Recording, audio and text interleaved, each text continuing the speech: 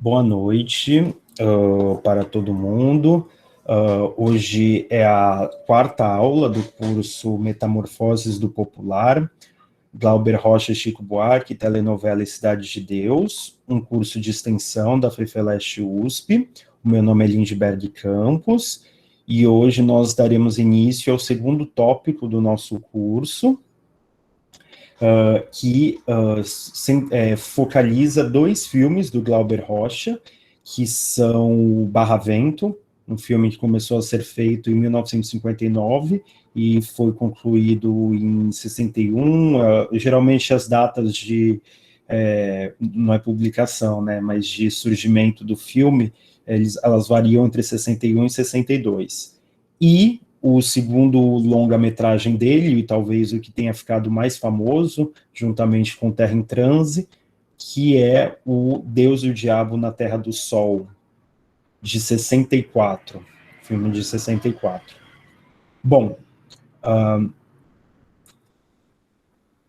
eu pensei que a melhor coisa que nós poderíamos fazer é começar já com o filme.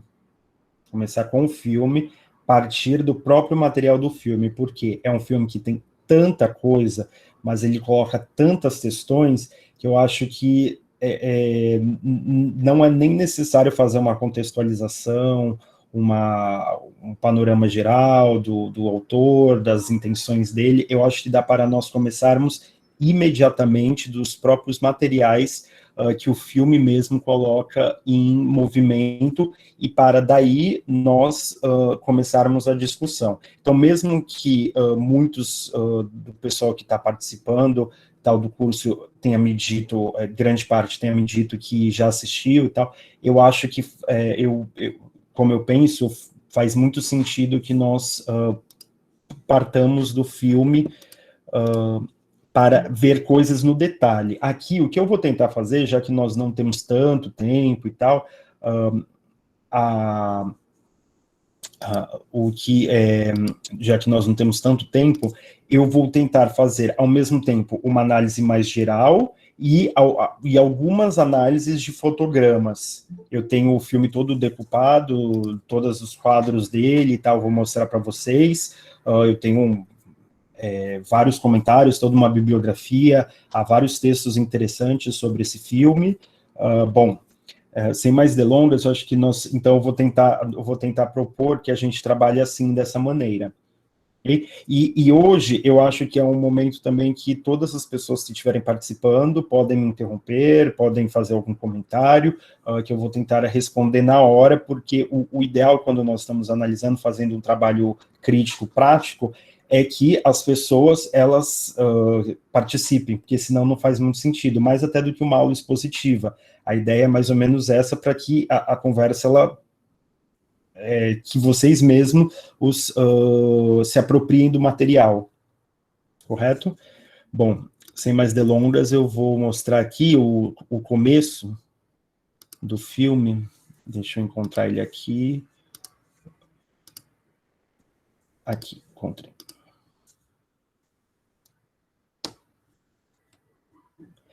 Por favor, alguém me diga se ocorrer algum problema com se ocorrer algum problema com a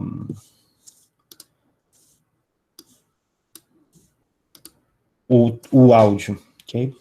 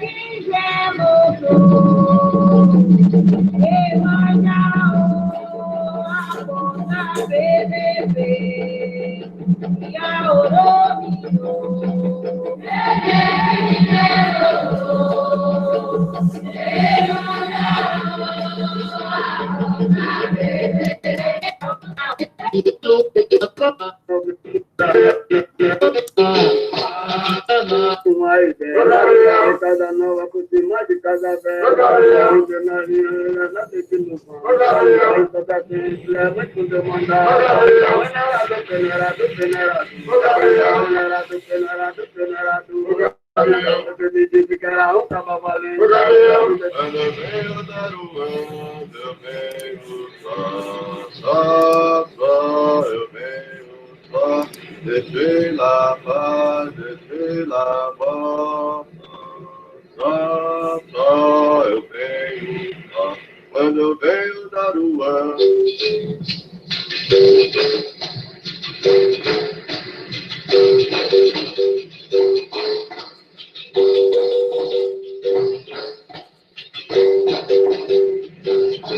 Olha tu que é moleque, cala a boca, moleque. Olha tu que é moleque, olha tu que é moleque. Cala a boca, moleque. Não olha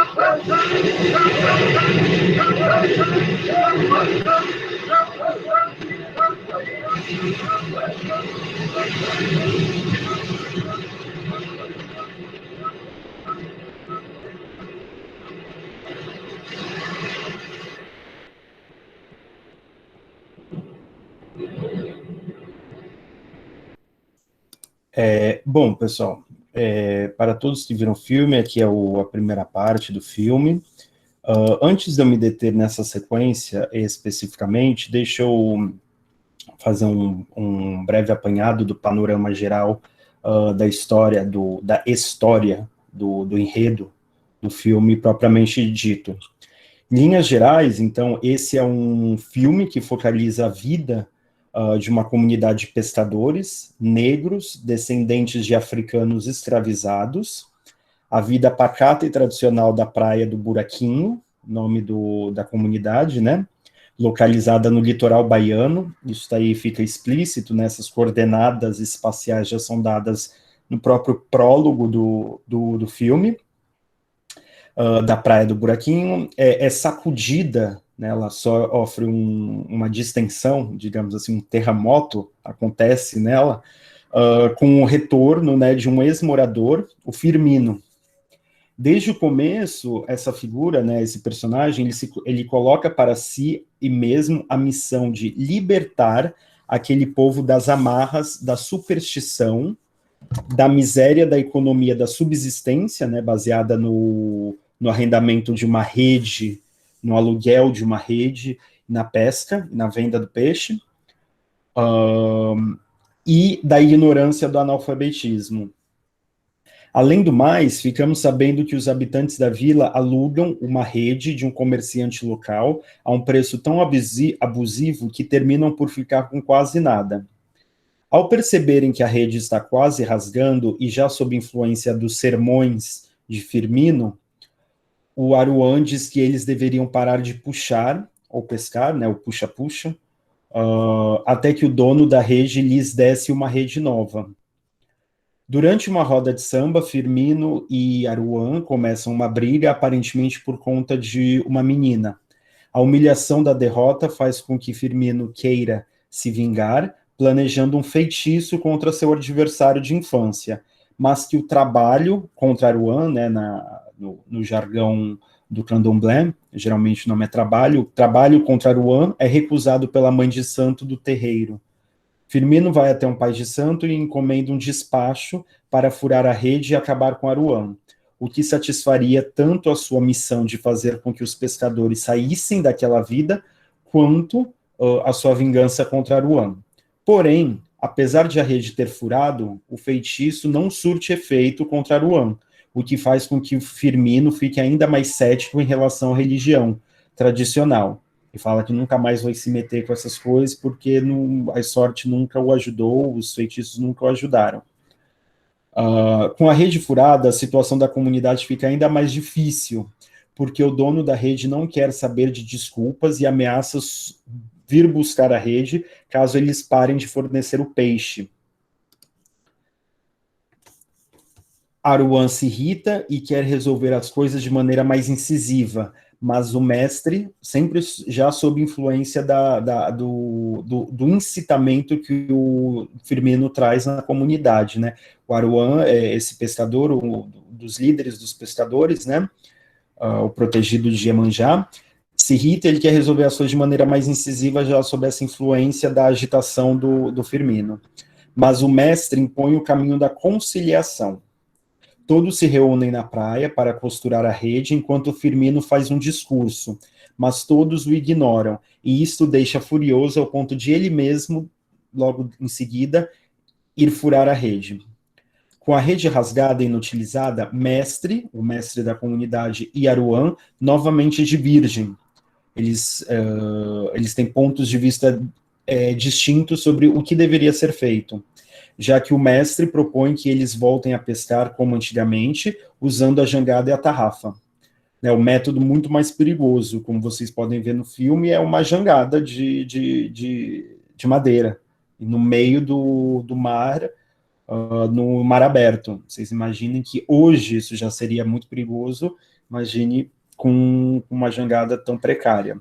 Enquanto Aruan acha que eles devem se rebelar, acabar com aquela exploração e tomar a rede, que é o meio de produção da vida deles, né? Ou seja, expropriar a rede de quem é proprietário dela, né?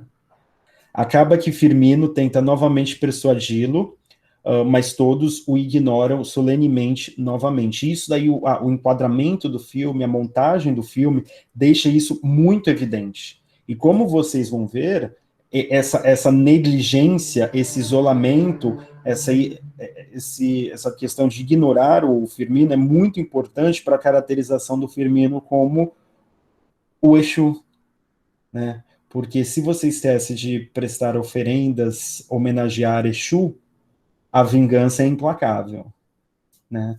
Então, tem toda essa questão, mas a gente vai voltar nisso logo menos. A comunidade se reúne e recupera seus mitos e tradições. É uma sequência inteira no filme, né, que eles se reúnem em círculos, né, em rodas, as mulheres de um lado, os homens de outro, eles começam a lembrar de histórias, né, de antigamente, para tentar reavivar os mitos, para tentar recuperar o espírito abalado da comunidade por conta daquela tragédia, daquele desastre que se abateu sobre eles, que se antes eles já viviam na subsistência, agora o perigo da fome, da violência, do fenecer é muito maior. Separados, homens e mulheres falam do passado e relembram as histórias do passado daquele povo.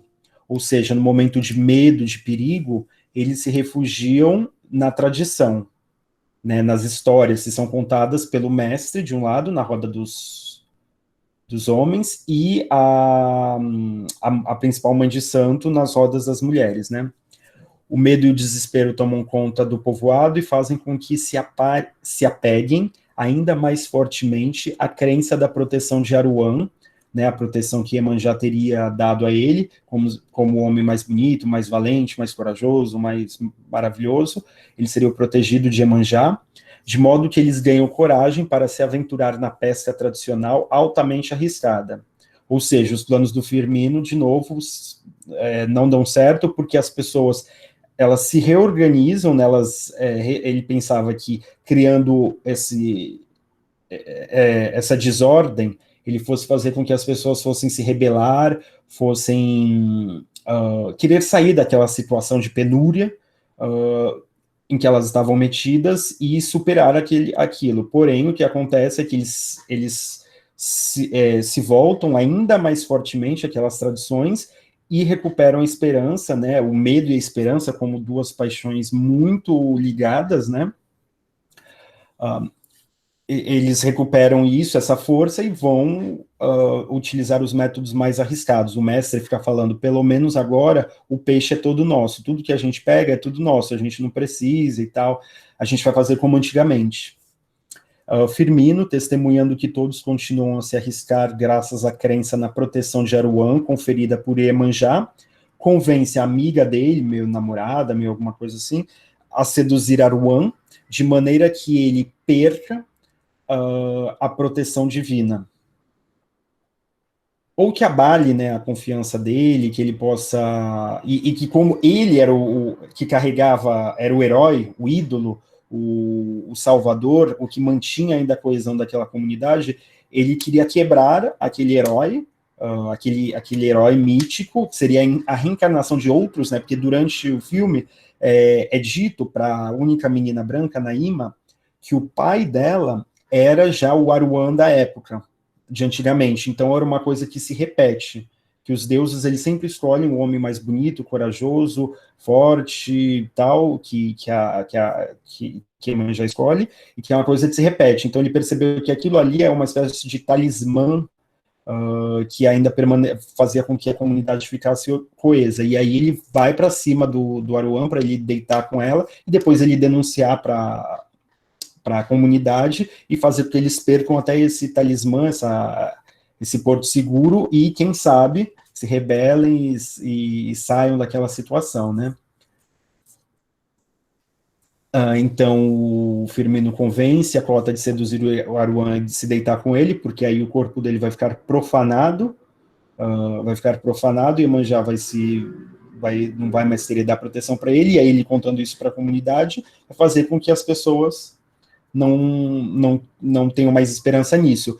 Ao mesmo tempo, a montagem do filme faz com que os desígnios humanos e dos deuses, digamos assim, dos orixás, eles convirgem, eles se encontrem, né, na trama, porque, de fato, não é exatamente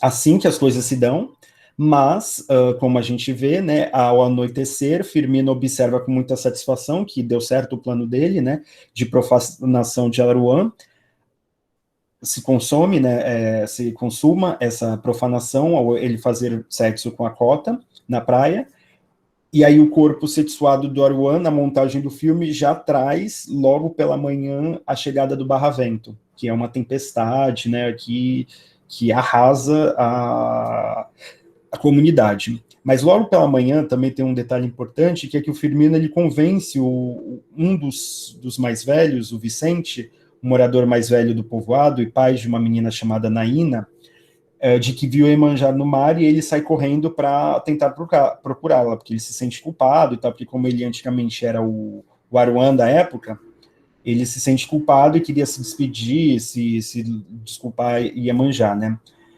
Ele sai correndo para entrar no mar, o Barravento eclode, e o Firmino diz a todos que o seu Vicente está no mar, né? Como ele o persuadiu a entrar no mar, ele sabe e conta para todo mundo. Isso faz com que imediatamente o Aruan e o outro pescador chamado Chico, saiam para salvá-lo, arriscando-se enormemente, né? Porque vocês viram, a gente vai ver a cena da eclosão do Barravento, é uma tempestade muito forte, aquelas tempestades tropicais, né? Retornou vivo. Firmino faz um discurso final, após a tempestade, né, todos estão reunidos na praia e ficamos sabendo que apenas Aruan voltou vivo. Firmino faz um discurso final, denunciando a falsidade das superstições e os erros do mestre. Aruan e Firmino começam a lutar capoeira, porém dessa vez Firmino leva a melhor. Talvez por conta do seu espírito estar abalado por tudo que aconteceu, né? Por não apenas se sentir culpado por ter se deitado com a cota, mas também por não ter sido capaz de salvar a vida de duas pessoas, né? O Firmino, o Chico, que seria o outro pescador que foi com ele salvar o seu Vicente, e o seu Vicente também morreu, né? Então, o Firmino diz que vai deixá-lo vivo, porque todos devem segui-lo. Ele percebe que não adianta mais ele tentar persuadir a todos, porque as pessoas o ignoram, então ele vai deixar o Aruan vivo para que as pessoas sigam pelo menos o exemplo dele, porque o Aruan, desde quando ele chegou, também começou a divergir do mestre, mesmo achando que o Firmino fosse um idiota, um panaca, ele achava que tinha alguma razão, alguma plausibilidade no que o Firmino estava falando na denúncia que ele fazia de aceitar aquela condição que eles estavam, sendo colocados em uma situação análoga à escravidão, porque a proporção que é colocada eles ficam com a rede é de 90%, eles ficam com 10% apenas do que eles pescam, então, digamos assim, que é uma condição muito análoga à escravidão, né, e essa aqui é uma questão que é colocada a todo momento, uma relação econômica muito objetiva. O Firmino diz que vai deixar Aruan vivo porque todos devem segui-lo e não o mestre, que tem a mentalidade de escravo. Firmino, literalmente, ele desaparece, como um espírito que chegou só para bagunçar tudo e some, e Aruan deixa a comunidade em direção à cidade. Bom, esse é um resumo, né, do filme para vocês. Eu tenho uma outra coisa que eu gostaria de mostrar para vocês, que é eu espero que vocês estejam conseguindo ver, que é essa apresentação que eu fiz. Espero que vocês estejam conseguindo ver.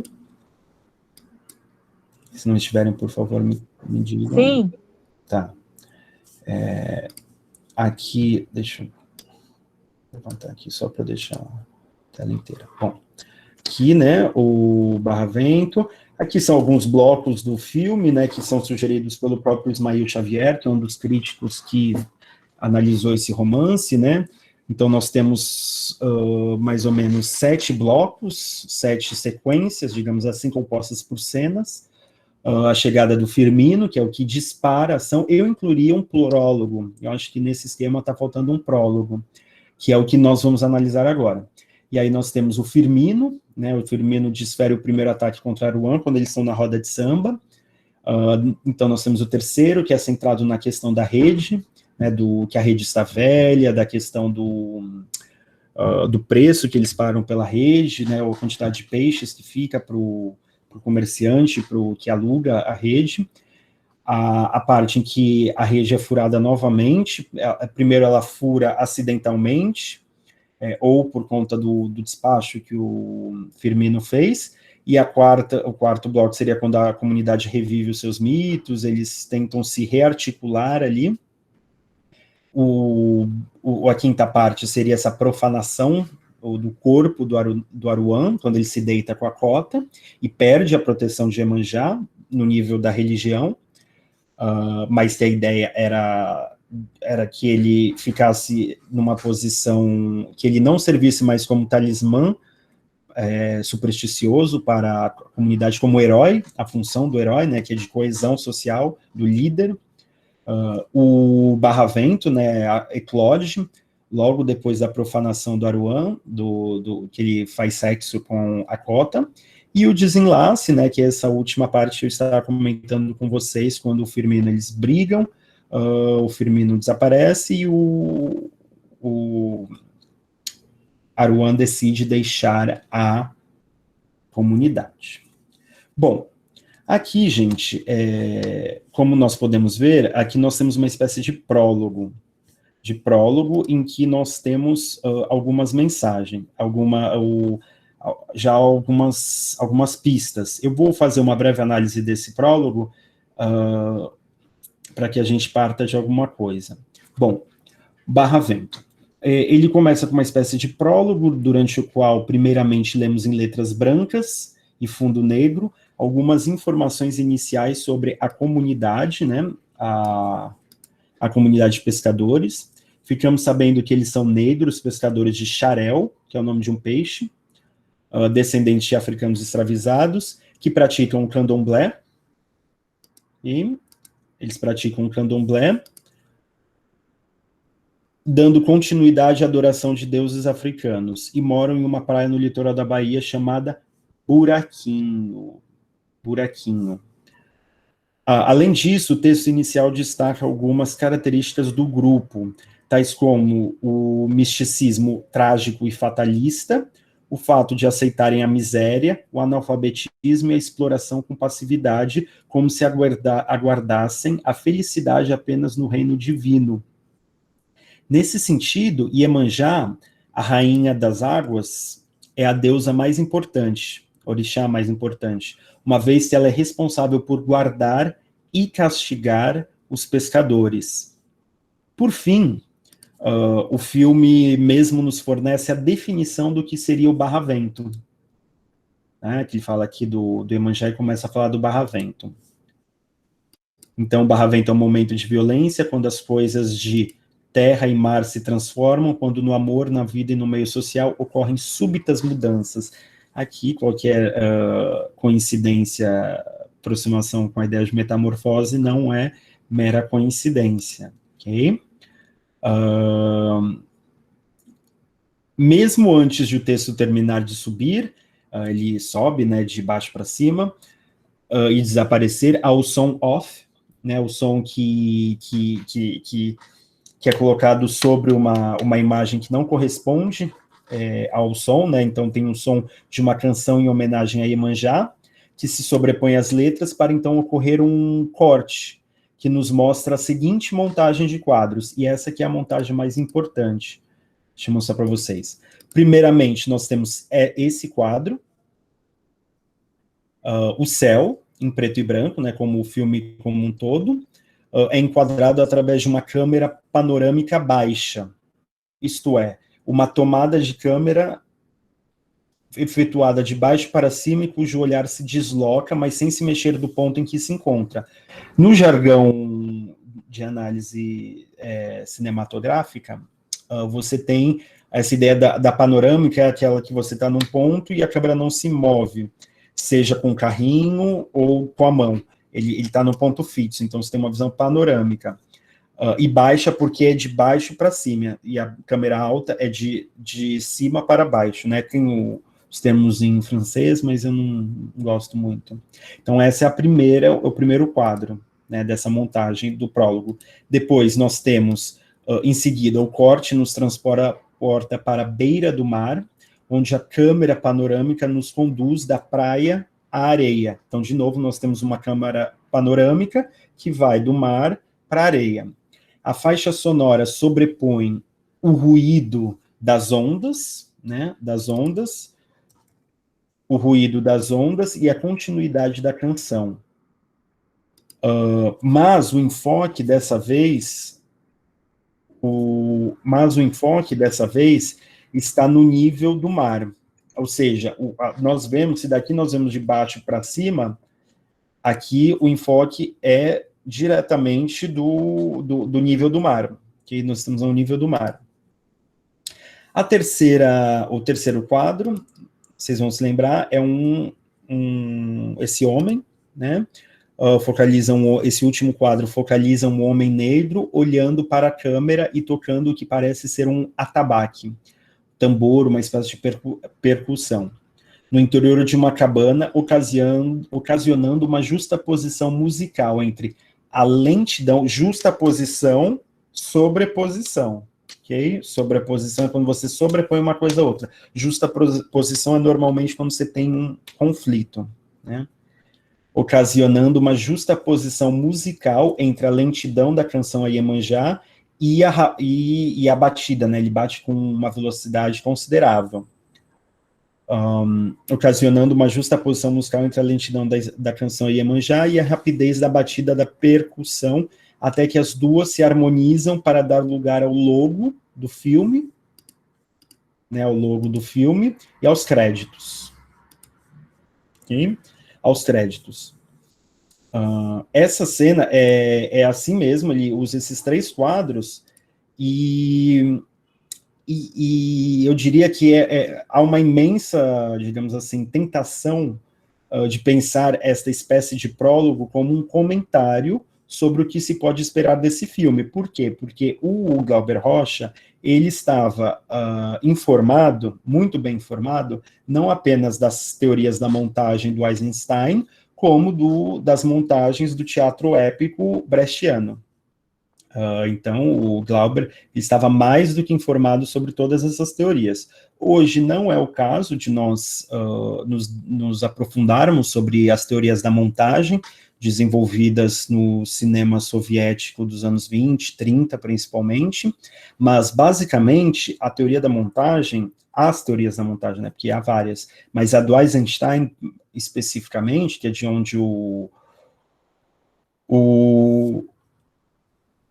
Glauber bebe já via Brecht, via Godard, via o realismo italiano e por aí vai, é você fazer uma montagem de modo que um conceito, uma ideia abstrata, que não teria um significado conceitual, uma ideia, uma imagem, ela não consegue exprimir um conceito, mas através da montagem de uma sequência de quadros, você consegue produzir essa ideia, esse conceito. Porque normalmente a história da filosofia, a história das artes, é você opor o que é a sensação, o mundo das imagens, da percepção, com o mundo do inteligível, o mundo do conceito. A ideia dessas teorias da montagem é, de fato, dissolver essa oposição histórica na história do pensamento humano, que é o do que é inteligível, do que é do reino do conceito, das ideias abstratas, dos silogismos, dos raciocínios lógicos, e o que é do mundo da percepção, da imaginação, das imagens. Okay? O que é aprendido através dos sentidos, do olhar, do olfato, da audição, do tato. Okay? Então, qual é a ideia aqui? O Eisenstein ele vai estudar os ideogramas japoneses, principalmente do Japão, mas não apenas, mas essas línguas que usam ideograma. E aí ele vai mostrar como você pega, por exemplo, você pega... Se você tiver só um ideograma, quem conhece essas línguas orientais sabe como que é muito diferente da nossa. Por quê? Você tem um ideograma, ideia, né? Você já tem ideograma. Um ideograma, um desses caracteres que representa um cachorro. É fácil, né? Cachorro, cachorro. Um que representa a boca. Ok? Ou seja, se você colocar um ideograma que representa o cachorro, é o exemplo que ele mesmo usa num texto chamado Fora de Quadro. Se você coloca um ideograma que representa o cachorro do lado de um ideograma que representa uma boca, o conceito gerado é latir. Ou seja, do entrechoque de duas imagens surge um conceito. Isso seria a montagem. Do entrechoque de duas imagens surge um valor conceitual. Você dá à imagem um valor conceitual que ela não teria isoladamente. Gente, aqui eu estou reduzindo no último, só para a gente poder utilizar uma teoria que é muito complexa. Você precisa até entender o E é igual a MC ao quadrado para entender isso. É como se a energia virasse matéria. Ah, eu vou parar. Mas é basicamente isso. Então, vamos voltar lá. Aqui nós temos o primeiro quadro, que o que é o cinema? O cinema nada mais é do que kino, movimento. Você tem um quadro, uma fotografia, outra fotografia, outra fotografia. O movimento dessas fotografias cria a impressão de movimento, que é kino, como se diz no alemão. Kino é cinema em alemão, e kino vem do grego, que é movimento. Movimento. Então, essas teorias da montagem, elas advogam isso, que você pode fazer isso. Okay? Isso é a estrutura do cinema. Isso, mas Ana, essa questão dos ideogramas, mas é o exemplo que o próprio Eisenstein dá, não foi um exemplo meu, mas é ótimo, né? Mas ele pega ali, né, a teoria da montagem dele, por isso o Eisenstein tem aquelas fotos dele com os rolos de filme, e ele cortando tudo aquilo ali, porque é de fato o que ele queria fazer, e aquilo se mostra uma arma poderosíssima. Hoje, os clipes da MTV, os clipes da Anitta, dessa gente toda, faz isso, né? É a vingança pós-moderna contra as artes revolucionárias. Só que a técnica em si não significa nada, porque esses clipes não querem dizer nada. Imagine. Aqui a ideia é das pessoas pensarem, bem como o Glauber estava na maldade. Olha, isso daqui é o primeiro filme dele, né? Então, vamos lá. Se a gente pensar essa teoria da montagem aqui, vamos ver. Assim a gente vai ter a câmera baixa, aqui do primeiro quadro, e o patamar terreno do segundo, né? Aqui é a câmera baixa, você olha de baixo para cima. Aqui é o patamar terreno, que você está vendo no mesmo nível, né? Do segundo, parecem nos devolver a perspectiva de quem contempla o universo do buraquinho. Ou seja, um indivíduo que está contemplando de baixo para cima e no mesmo nível. Lembrando que o cinema é uma arte, o cinema, ele vem do romance. O cinema, ele é épico por excelência. Por quê? Por conta do movimento da câmera.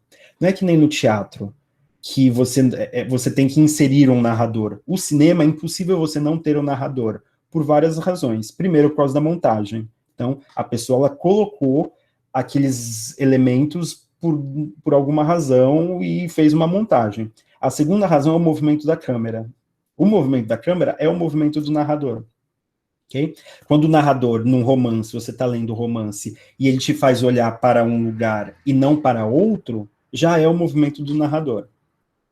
Correto? E o narrador não se confunde aqui com o Glauber Rocha. Ok? Aqui o narrador é outra coisa. O narrador é o segundo eu que um autor cria quando ele faz uma obra. Ok? É o autor implícito.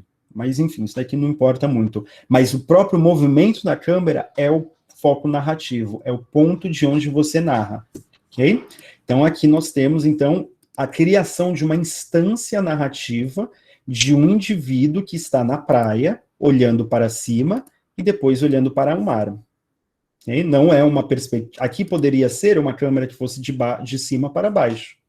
Okay? Mas não é o caso. E aqui também poderia ser uma câmera que vai de cima para baixo, mas não é. Poderia ser uma câmera aérea. Ok? Então, nós temos esses dois quadros. Ok?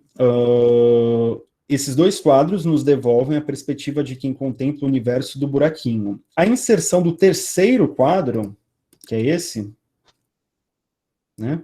Esse quadro,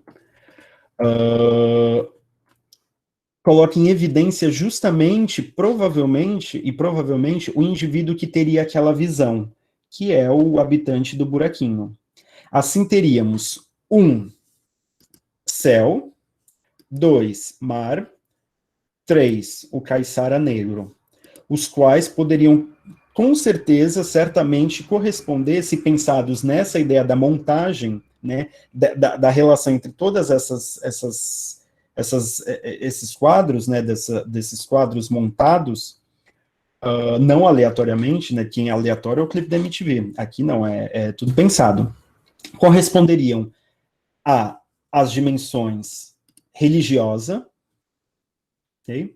A dimensão econômica, a dimensão religiosa dos orixás e tal, do mistério, do que eles não têm acesso, a dimensão econômica, do arrendamento da terra, de onde eles retiram o sustento deles, onde eles trabalham, e a questão cultural. A dimensão cultural, e essas 3 dimensões constituem o longa, e é por isso que eu estou propondo que aqui é um prólogo.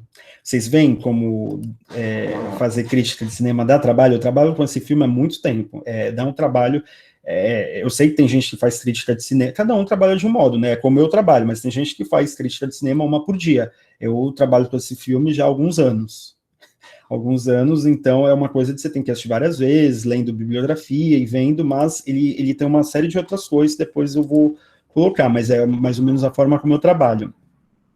É como se a natureza e a cultura, né, aqui o que nós podemos imaginar com essa armação de conflito, com essa construção da imagem, né, essa montagem, é que a natureza e a cultura ainda encontram alguma harmonia. Você tem o aspecto da natureza e o aspecto da cultura, que normalmente a gente separa. Quando a cultura, a civilização se instaura, é porque deixa de existir a natureza humana já foi corrompida, correto? Porque quando você vê o trovão, é natureza. Quando você chama o trovão de tupi, já é cultura, já é outra coisa, ok? Então, aqui é como se houvesse uma harmonia, quase como um panteísmo, quando os deuses, a cultura, tudo está nas coisas, né? Existisse um todo, e que o ser humano ele é a expressão desse todo, em que destino e vontade humana convergissem, ok? Como se estivesse numa harmonia que está prestes a desaparecer no Brasil no final dos anos 50. Okay? É como se a natureza e a cultura ainda encontrassem alguma harmonia dentro de uma comunidade quase isolada em um Brasil ainda majoritariamente rural. Lembrando que esse filme provavelmente passa entre os anos 50 e os anos 60, ok? Mas que o Brasil já estava em meio a um rápido processo de urbanização. Lembrando, só de passagem, que a população brasileira se tornou predominantemente urbana, completando o que ficou conhecido como êxodo rural, somente na década de 70. Correto? Então, aqui nós temos eu diria que aqui nós temos mais ou menos que o núcleo do que o Glauber está tentando discutir. É o processo de que o Brasil está no processo de abandono de uma certa da coexistência de um certo arcaísmo, de um certo tradicionalismo que não vai ter mais espaço, okay? Nesse novo Brasil. E o que vai acontecer? E aí, essa que é a questão armada pelo filme. Por quê? Porque o Firmino é quem saiu da comunidade, foi para a cidade e viu que aquilo ali está com os dias contados. Aquilo ali, aquela coisa de orixá, capoeira, roda de samba, peixe, que aquilo está com os dias contados, que aquilo ali não vai durar mais que 1 ou 2 gerações. Provavelmente eles vão ser expulsos dali, e eles já têm que se preparar para isso. Então, o Firmino ele tem essa posição ambígua, que é de quem chega e traz as más novas. É um militante de esquerda. sabe? Quem vai colocar água no chopp, né? Quem vai colocar água no chopp daquela questão. Então, o Glauber aqui, ele está fazendo uma coisa que é uma autorreflexividade. A autorreflexividade é que ele está procurando um autoconhecimento de quem quer liderar a sua comunidade, a sua própria comunidade, em direção a uma superação de uma situação dada. Então, ele vai colocar no centro dois candidatos a líderes. Quer dizer, na verdade são três. Né? Na verdade são três. Porque nós temos o mestre, que é o líder tradicional, e que ele tenta empurrar para uma direção. Nós temos o Firmino, que quer desafiar, né, o mestre, e nós temos o Aruan, que tenta ficar entre os dois. E o inacabamento do próprio filme mostra que o Glauber ele chegou na questão, né? A solução ainda não estava dada, né? Um filme de 61, né? Todas as esperanças estavam dadas. E se vocês forem parar para pensar a trajetória fílmica do Glauber, depois ele abraça uma coisa mais abstrata, mais o misticismo vence, a meu ver, justamente porque as esperanças acabaram. Ali ele viu que a vaca foi pro brejo. Eu acho que até o Santo Guerreiro contra o Dragão da Maldade, que é ainda dos anos 70, se eu não me engano, ainda há uma esperança. Eu acho Terra em Transa um filme muito utópico, né? Porque já é 67, 68, a vaca já estava atolada no brejo e ainda tinha e ali está a mesma questão, né? É a questão da contradição do próprio do político populista, né? Que chega na hora H, na hora de romper, de falar fizeram impeachment contra mim, não saio, e chamar o povo para defender o seu mandato. Aí fala, não, mas tem os acordos, as conveniências, ali já é outra discussão, né? Uma discussão mais urbana, é o Brasil urbano. Aqui nós estamos em um outro patamar da discussão, nós estamos no patamar da discussão de uma pequena comunidade, é um microcosmo que ele cria como se ele estivesse tentando testar, como se ele estivesse procurando refletir as teses políticas dele ali, criando um microcosmo onde ele poderia fazer esse embate das contradições que permeiam quem se coloca nessa posição de mostrar que aquilo está errado, que as pessoas elas têm que largar as esperanças dela, as crenças, as superstições em heróis, em ideologias abstratas, e tem que tomar o destino nas suas próprias mãos e ir à luta. Se vocês forem parar para pensar, o Glauber, em vários momentos, ele coloca o Firmino, ele enquadra o Firmino como se ele estivesse fazendo um discurso. Ele faz até assim com a mão, fica falando, e depois ele enquadra os pescadores meio que ignorando, continuando a fazer. É que nem o pessoal do DCE passando em sala, né, da faculdade. Posso dar um recadinho? O pessoal... E eu não estou falando que o carinha do DCE é do bem e o pessoal é do mal, ou ao contrário, não. Ele quer entender o que acontece nesse ruído. O que acontece nesse ruído que não se encontra. E ali é um desespero, né, da parte dele. Eu acho que é um desespero não só meu, ou do Glauber, ou de muitos de vocês, mas é um desespero de muita gente.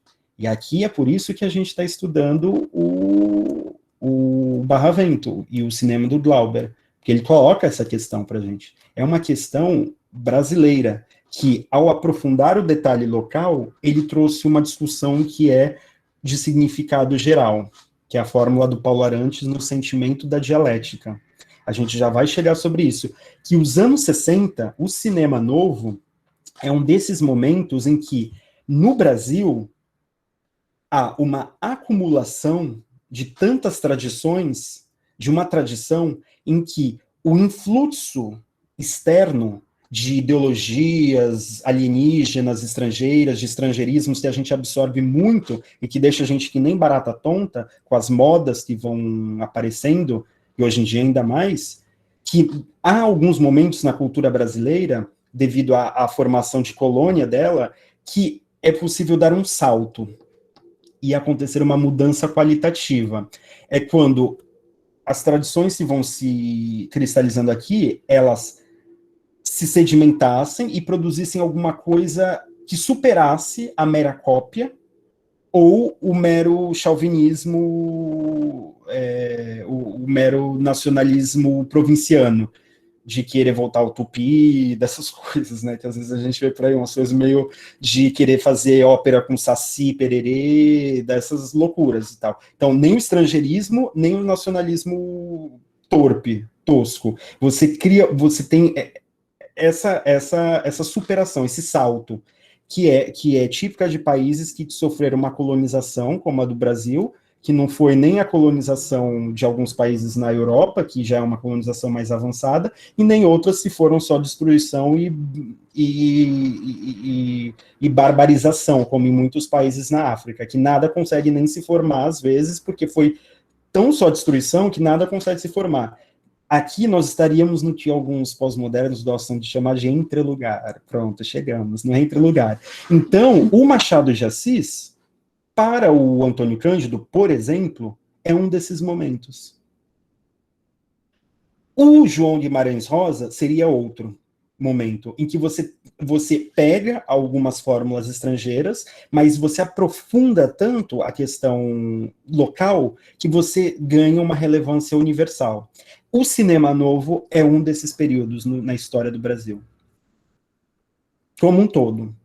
Como o movimento como um todo. Não é nem a Nouvelle Vague francesa e nem o realismo do cinema italiano, do Pasolini, do Fellini e tal. É uma coisa que absorve todas essas influências. O Glauber, ele se forma junto...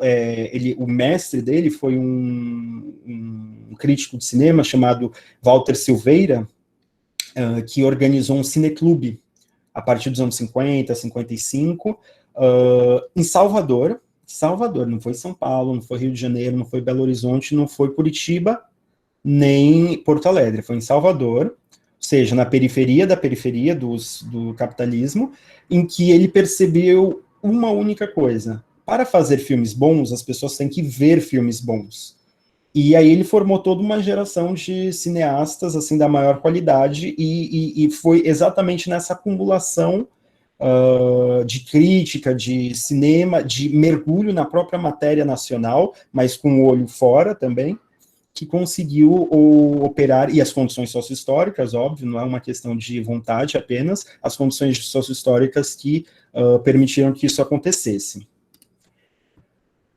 Continuando aqui, deixa eu mostrar mais uma cena aqui para vocês, para que a gente avance um pouco mais no filme, porque eu queria fazer mais alguns comentários sobre algumas coisas. Tá, antes de eu fazer, deixa eu ver aqui as questões de vocês. Efeito Kuleshov, não sei o que é isso. Mari, se você quiser reformular... Gostei dessa comparação, ok. Indico muito o livro dele chamado Século do Cinema, sim, com certeza.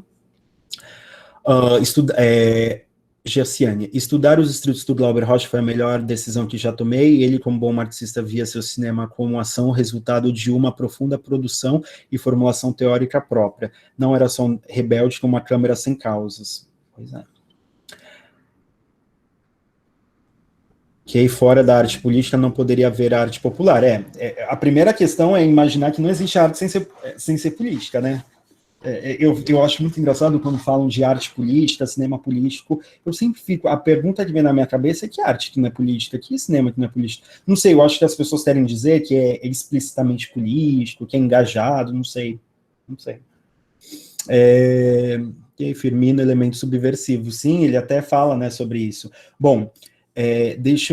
agora não tem mais comentários, deixa eu mostrar aqui para vocês, só mais uma ceninha. Aqui a cena do Firmino chegando, para vocês verem que o que eu estou falando não é arbitrário. Né? Quem é vivo sempre aparece, e Firmino, bispo dos santos, filho dessa terra bonita, não vai esquecer os velhos amigos, vem sempre matar a saudade. É ou não é, o João? Deixa esse cara para lá, pessoal. Firmino tá com a vida dele ganha. Não tá vendo pela roupa? É o que você pensa, velho. Esse gol de riqueza eu não posso dar pra mim. Mas de pobreza eu não dou pra ninguém.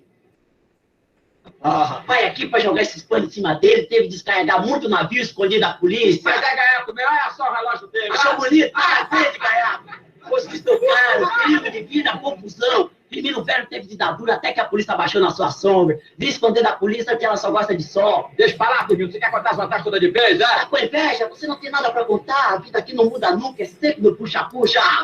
Vamos beber, pessoal, que eu pago a cachaça hoje. Vambora, João, deixa o Firmino pra cachaça dele.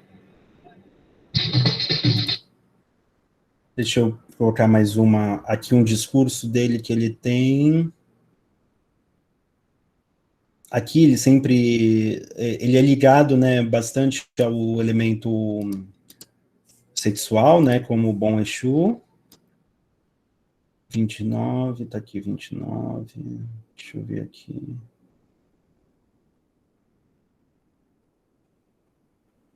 Ah, sim, aqui, eu acho que é aqui. Aqui, pessoal, é o momento que ele faz, ele tenta fazer o trabalho, ela não aceita, né? Aqui o trabalho, né, que ele faz, mas que a rede acaba furando, mas o Aruan não morre. Ele até fala, mas o feitiço deu certo. Ele falou, não, a rede rasgou porque ela já estava velha, e de fato é uma coisa que já tinha sido colocada, mas a gente não sabe, né, porque o Glauber, ele organiza os materiais de uma maneira, de tal sorte, que, de fato, a ação humana coincide com a ação divina, com a destinação divina, né, então a gente meio que não sabe, ela rasgou porque ele fez o feitiço, ou porque... qual é o ponto de vista do filme, né? A meu ver, é que o Glauber tenta reproduzir essa coisa da religião, que é onde a religião se baseia, né, na verdade. É nessa estrutura que a superstição ela consegue se articular, porque é quando você vê que as duas coisas coincidem, a ação humana e a agência humana e a predestinação divina, né? Tá, no 29 aqui. Aqui é uma discussão dele com a coisa... que aqui eles estão indo para costurar a rede, né, sempre essa questão coletiva, né, mas antes até disso, que ele vai, tá, antes até disso, essa primeira sequência aí que nós vimos, essa primeira sequência aí que nós vimos, nos traz uma tentativa de representação do trabalho coletivo. Deixa eu mostrar para vocês, aqui para ficar bem evidente isso. Espero que o meu PowerPoint esteja aparecendo para vocês. Espero que o meu PowerPoint esteja aparecendo aí para vocês. Aqui é Aqui, né? Aqui, essa primeira sequência, então, nós temos a representação do trabalho coletivo. Realizado para garantir a subsistência da comunidade. A pesca usando uma rede e que requer o esforço de quase toda a comunidade. Nota-se que provavelmente a câmera está na mão do cinegrafista e o seu movimento, ou seja, uma câmera na mão, uma ideia na cabeça. Porque aqui é uma câmera aqui, né, as primeiras sequências, né, que nós temos o Firmino. Aqui há um contraste, né, um espelhamento, um contraste entre o trabalho coletivo, né, que é intercalado com a chegada do Firmino, né, todo um jeito malandrão e tal, sozinho, a própria música é diferente, é um samba aqui, e aqui nós temos uma música mais coletiva, mais feita com essa integração, né, entre o trabalho e a cultura, né. A música, ela não é uma coisa de entretenimento apenas, é uma coisa que está dissolvida na prática vital das pessoas. E vocês veem aqui que a câmera ela focaliza os membros, né, dos trabalhadores, é uma maneira que o Glauber encontrou de representar o trabalho, correto? Porque uma das características do drama burguês é a rejeição à representação do trabalho, porque se você faz uma encenação apenas baseada em um aspecto do drama, que é o diálogo interindividual entre dois indivíduos donos de si, conscientes, etc., o trabalho, ele meio que não tem muito espaço. Só vocês pensarem que numa novela, por mais que as pessoas volte e meia estejam no ambiente de trabalho, você sempre focaliza não no trabalho, mas e o trabalho não é o centro, né, mas a conversa, né, entre as pessoas, é como se fosse um cenário só, quando aparece, né, a não ser que seja aquela novela O Rei do Gado, né, mas aí no final a Patrícia Pilar, a mulher do MST, se casa com o Antônio Fagundes, né, e tudo dá certo no final. Enfim, aqui ele focaliza os membros, né, que é a cabeça, os braços, e aqui os braços, né, e esse movimento síncrono e repetitivo, e ele tá com a câmera na mão. Você vê que é um enquadramento bem, digamos assim, quase selvagem. Não é aquele enquadramento artístico, né, certinho, que nós estamos acompanhados. E aí intercalado, né, com a chegada do Firmino. Tem esse intercalado aqui o resultado do trabalho.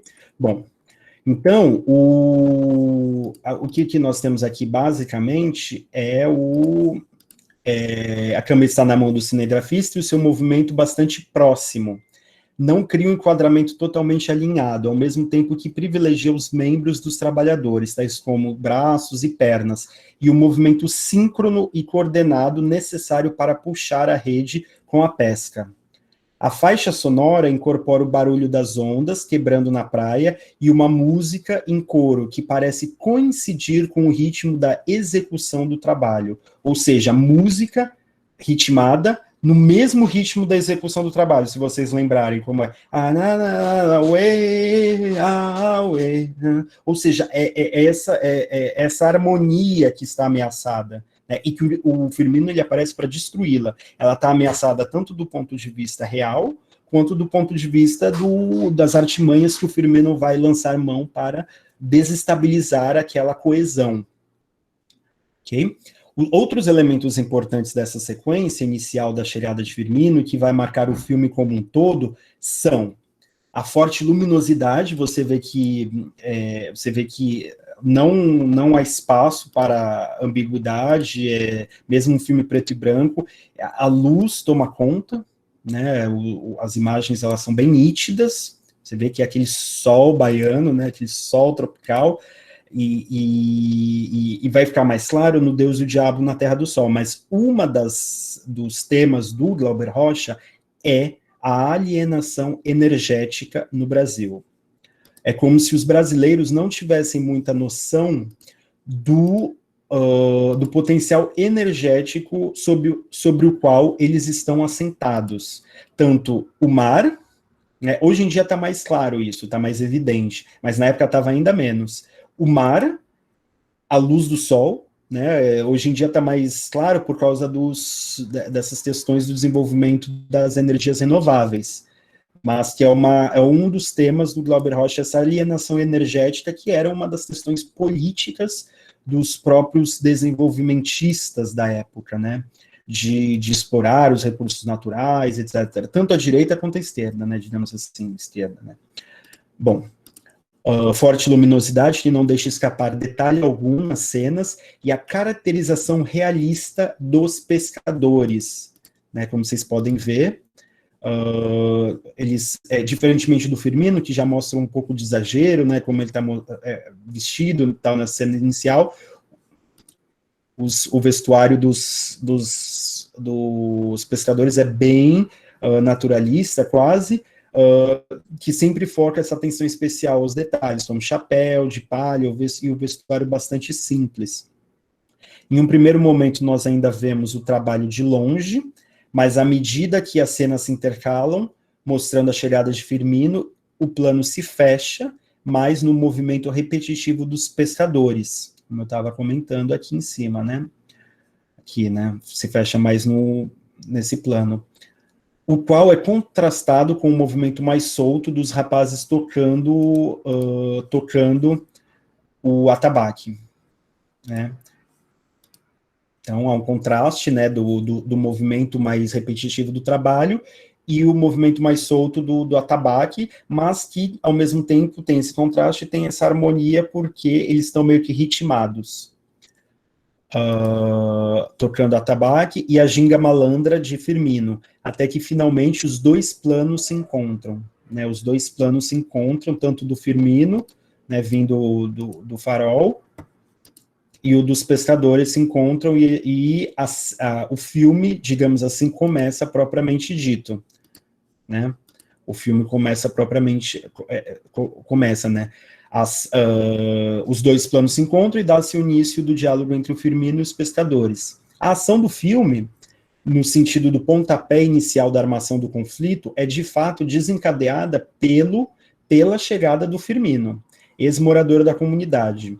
Ele é introduzido como vindo de trás de um farol, andando sobre as pedras e usando terno, chapéu, relógio e gravata. A caracterização do figurino, como eu já mencionei, no caso dele, já extrapola um pouco o registro realista, porque há uma dose de exagero de modo a deixar o contraste mais nítido.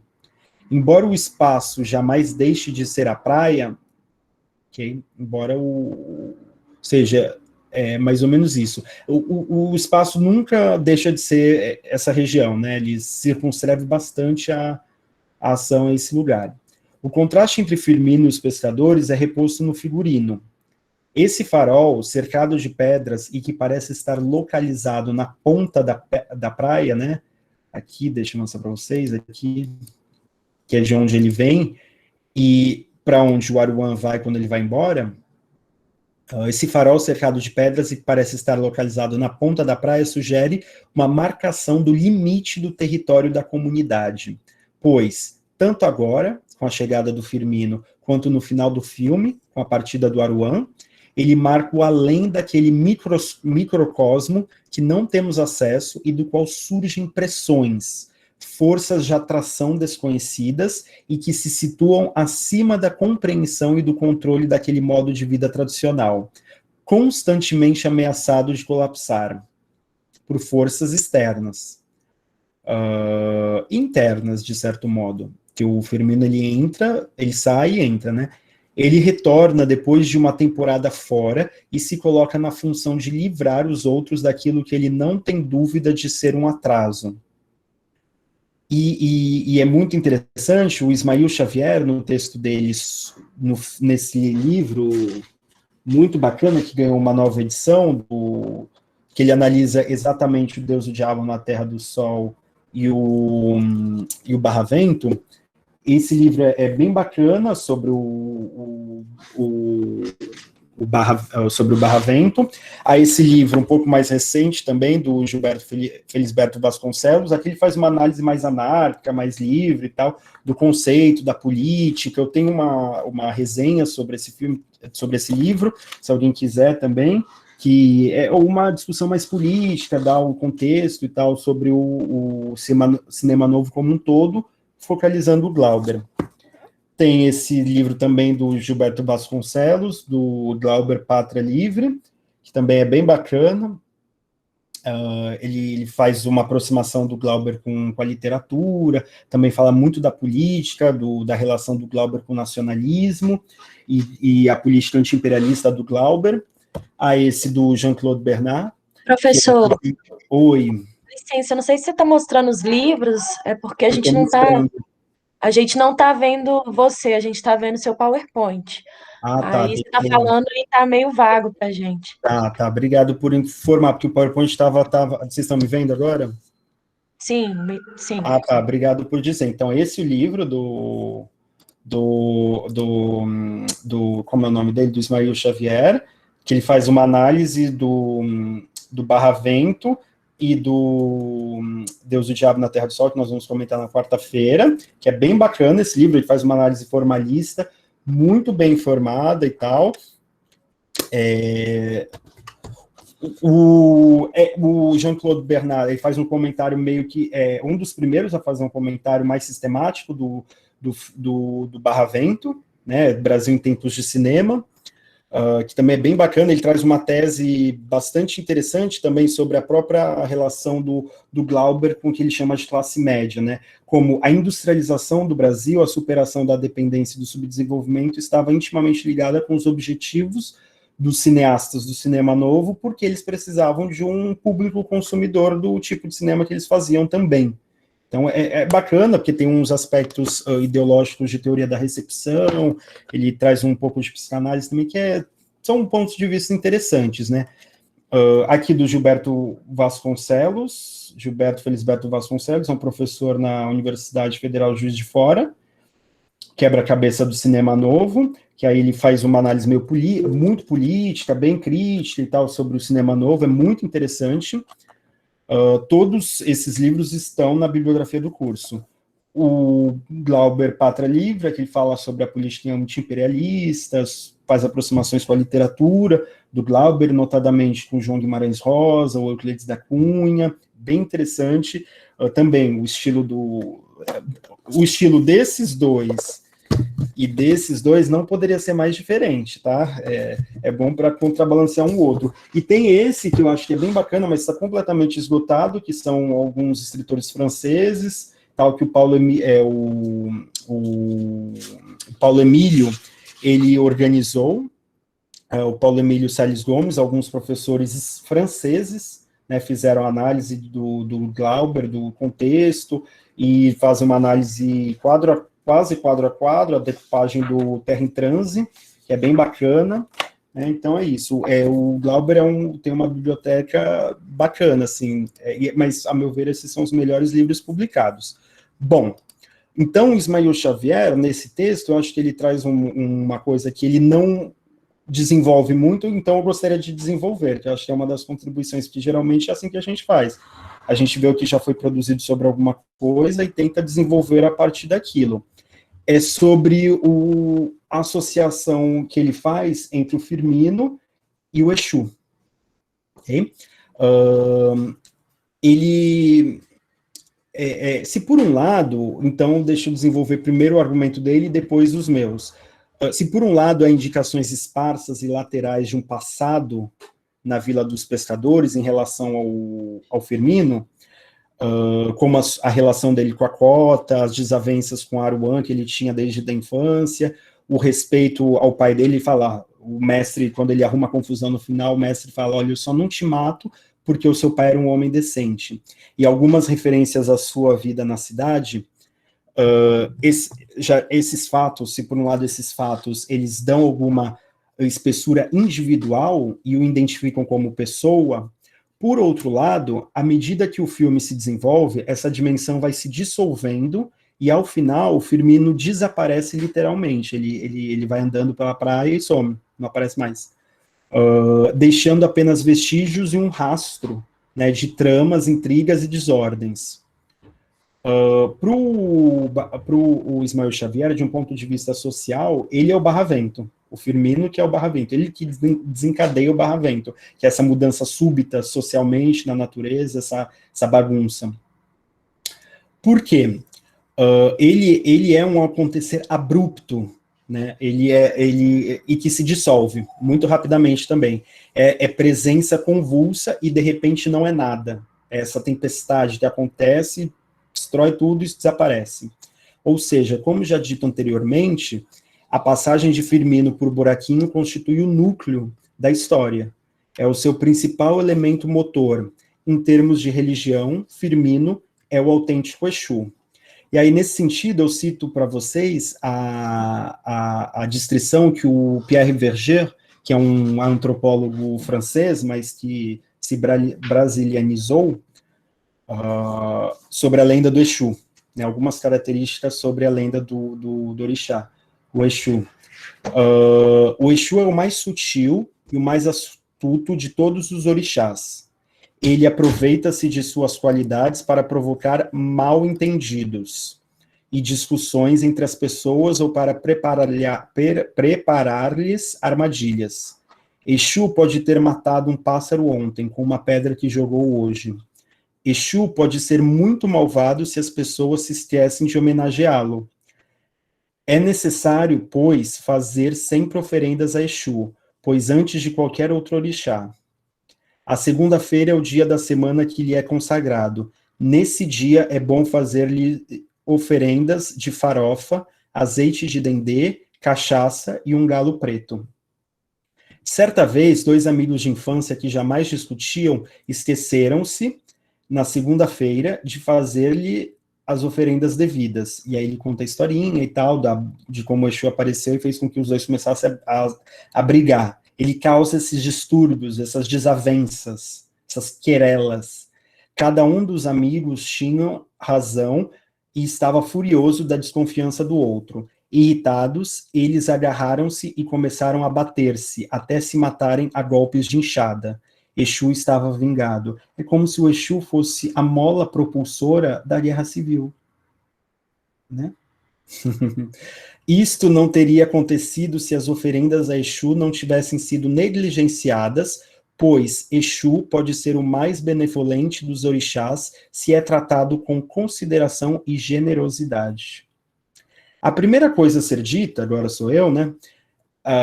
A primeira coisa normalmente associada ao Exu é a artimanha, a perspicácia, a sutileza, a engenhosidade e o temperamento vingativo. O Firmino é tudo isso. Ele corta a rede sem ninguém perceber. Né? E aí ele vê que não dá certo, aí ele faz uma nova artimanha, faz com que ele se deite com a cota, e aí depois conta para todo mundo, fala pro homem ir lá pro mar, porque a Iemanjá tá lá, ele faz tudo para criar a desordem, né? Nota-se que ele está ligado, de um lado, aos rancores e às desavenças, e, de outro lado, às trapaças, aos estratagemas e artifícios. Ele é igualmente caracterizado pelo seu caráter a um só tempo bondoso e vingativo. Caso seja ignorado, e é de fato isso que acontece com ele, pobrezinho. Ou seja, ele é mais do que qualquer outro orixá, ao mesmo tempo, o bem e o mal. E muito provavelmente tenha sido por isso que foi considerado a encarnação do demônio pela Igreja Católica já no continente africano. Uma das oferendas favoritas de Exu é a cachaça. E talvez não seja coincidência que a primeira fala do Firmino, como nós acabamos de ver, quando ele chega, é a seguinte: vamos beber. A primeira não, quando eles estão ali conversando e aí ele quer terminar a conversa. Vamos beber, pessoal, que eu pago a cachaça hoje. Assim, pode-se dizer que Firmino, suas armações para libertar a comunidade daquelas tradições arcaicas, seu consequente isolamento advindo do fato de os moradores da comunidade o ignorarem e a subsequente intensificação de suas maquinações para tornar a vida naquele lugar insustentável, são coordenadas de uma caracterização consciente que o aproximava de Exu. Outra descrição do Exu, só que agora de um outro antropólogo chamado Wagner Gonçalves Silva. Exu, orixá mensageiro entre os homens e os deuses, é uma das figuras mais polêmicas do candomblé. Desde sua origem na África, está associado à força transformadora das coisas. É o agente transformador. Se lembra que o Boal queria acabar com um sistema coercitivo trágico da tragédia, de repor os valores, porque isso daí fazia com que as pessoas não apenas largassem comportamentos antissociais, mas também esse ímpeto transformador? Ou seja, desde o seu culto na África, está associado à força transformadora das coisas. Exu é quem conduz o pedido dos homens para os outros deuses. Entre os objetos que o representam está o ogó, instrumento de madeira esculpido em forma de pênis, e adornado com cabaças e búzios, que representam os testículos e o sêmen. Ou seja, ele está ligado a essa carnalidade sexual dos fluidos, né? Espírito justo, porém vingativo. Ou seja, ele tem esse ímpeto de justiça, mas é ao mesmo tempo implacável. Não apenas todos aqueles traços foram retomados, né, nessa definição do Wagner, desse antropólogo, como outros foram adicionados como uma força transformadora. Eu acho que isso é muito importante, que vai caracterizar essa personagem central, que vai ao encontro da leitura que o entende como disparador e o próprio Barravento. Quando eu estava brincando do panteísmo, talvez seja exatamente isso. Essa ideia do panteísmo é que Deus se manifesta e não deixa de se manifestar nas suas próprias ações. Ele não se separa, ele não produz ações e se separa como um agente fora das ações, né? Como essas nossas visões antropomórficas né, dos deuses. É como esse panteísmo, porque tem várias linhas, né, dentro do candomblé, da Umbanda, dessas religiões de matriz africana, mas há resquícios desse animismo, desse deísmo, digamos assim, que Deus se expressa e não deixa de estar nas próprias ações, né, das coisas. Okay? De tudo todas as coisas serem partes essenciais da potência divina, como expressões da potência divina. Então, ele é o barravento, e ele, ao mesmo tempo, é quem eclode o barravento. Okay? Porque ele é a força transformadora que chega na cidade. Porque ele convence o Aruan, e o Aruan, ele vai sair da comunidade. Né? Ele vai sair. Ele acaba conseguindo transformar no plano individual, não no plano coletivo, digamos assim. Por mais que o custo disso tenha sido a morte de 2 pessoas. Então, ele também tem o papel mensageiro de Exu entre os mortais e os outros orixás, que, de certo modo, pode igualmente ser enxergado no filme, porque o Firmino é quem conduz as ações que vão redundar na fúria simultaneamente social, do destino e da natureza. Né? Você ter a fúria do destino, uma fúria social e uma fúria natural acontecem no filme, né? As 3 ao mesmo tempo, e as 3 são ligadas, correto? O elemento religioso, natural, o religioso é toda hora eles achando que Iemanjá tem proteção, não tem proteção, os trabalhos, toda a questão ali do terreiro, né, que acontece, o Anaíma, a repetição, né, das gerações, você falou, oh, sua mãe e seu pai aconteceu isso, com você também vai acontecer isso, melhor você se aproximar aqui. A questão da natureza, a tempestade de fato acontece, e a fúria social, né? A fúria social, por quê? Porque tem um momento ali que o dono da rede aparece para buscar a rede, para tirar a rede deles, que aí eles perdem até essa possibilidade, e um policial vai junto. O Aruan fala que eles deviam se rebelar e tomar a rede, expropriar a rede do dono e deixar de ser escravos. O mestre fala que não, que eles têm que devolver a rede e voltar a pescar como eles pescavam antigamente. Então ele conduz, né, essas ações, que é como se ele estivesse fazendo essa ponte entre o divino e os seres humanos. E a sua aproximação do corpo sexuado, uma vez que seu instrumento, o instrumento do Exu, como nós vimos, ele remete ao pênis e à secreção genital. Recordemos que foi Firmino quem primeiramente se deitou com a cota, né, a gente vendo ele ali no rola, na areia, e que depois a convenceu a transar com Aruan para que ele perdesse a proteção de Iemanjá. Então nós temos todos esses elementos. Uma última coisa, gente, só uma coisa, todos os livros que eu mostrei para vocês, eles estão na bibliografia do curso, ok? Do programa. Foi só para relembrá-los. Aqui, agora eu gostaria de mostrar uma última sequência de cenas para vocês, antes da gente terminar, tudo bem? Para vocês verem aqui algumas outras coisas. Deixa eu mostrar para vocês. Espero que esteja aparecendo aí. Está aparecendo? Sim? Ainda não. Não? Para mim, tá. Agora. Não, Sim. não tá aparecendo. Não. Assim, Sim. A mim será que você não pinou a câmera do professor? Aqui é a cena em que eles vão costurar a rede. Trabalha, cambada de besta, trabalha! Preto vem pra essa terra, foi pra sofrer. Trabalha muito e não come nada. Menos eu que sou independente. Já larguei esse negócio de religião. Candomblé não resolve nada, nada não. Precisamos é lutar, resistir. Nossa hora tá chegando, irmão.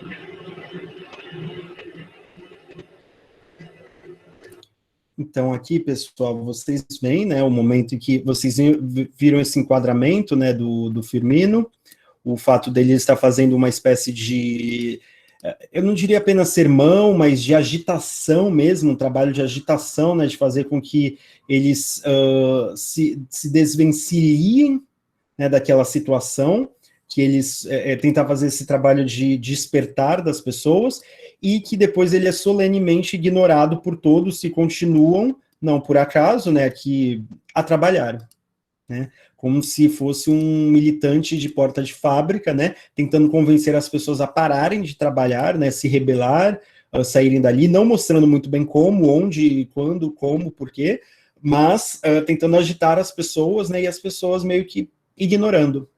E aí você tem o que acontece, como nós vimos, com o Exu, quando ele é ignorado, né? Ele vai lá e apronta uma. Ele vai lá, e vocês viram que na cena seguinte, não sei se está acontecendo, vocês viram que na cena seguinte ele vai lá e corta, né? Ele vai lá e corta a rede. Ele corta a rede inteira, né? E ela fica inutilizada. O dono da rede aparece para buscá-la, né?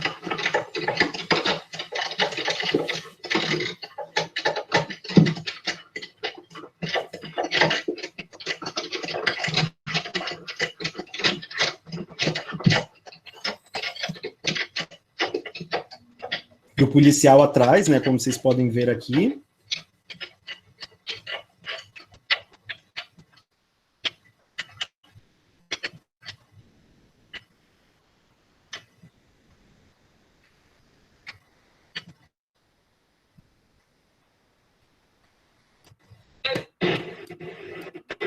Mais arriscado, mas o... Ó, aqui.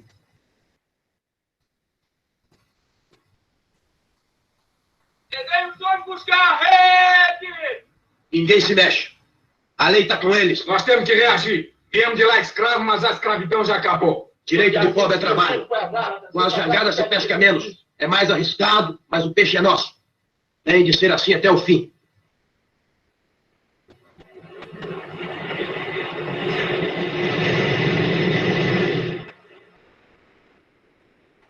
Então, como vocês podem ver, né, o Aruan, ele indicou, né, lá a gente era escravo, mas aqui a gente é livre, e o mestre, por outro lado, falando que a lei está com eles, a lei do pobre é trabalhar, que vocês veem, né, uma disputa de liderança, né, em relação à liderança, eles levam, né, e aqui a parte que eu comentei com vocês, né, sobre o concílio, né, meio que eles se separam em duas rodas, né, uma roda dos homens e uma das mulheres, e eles começam a contar as histórias de antigamente, a superstição toma conta, né, por causa do medo e do desespero.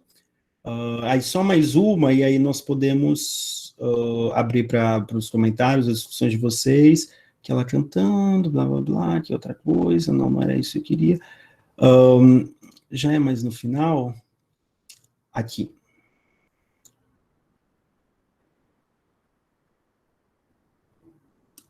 Aqui, essa cena já é a cena em que o Aruan ele já voltou, tentou resgatar, né, já houve o barravento que eclodiu, por conta que ele foi plafonado, né, todo aquele estratagema que o Firmino ele realizou, né, que eu já contei para vocês, e aí nessa cena ele retorna e o Firmino ele aproveita para contar para todo mundo que de fato aconteceu, que ele se deitou com a cota, que foi por isso que o Barravento matou todo mundo e que deu tudo errado, para tentar desmoralizar o herói e com isso, né, tensionando, né, uma das direções, fazendo com que as pessoas desacreditem um dos heróis dela, uma das lideranças delas, um dos líderes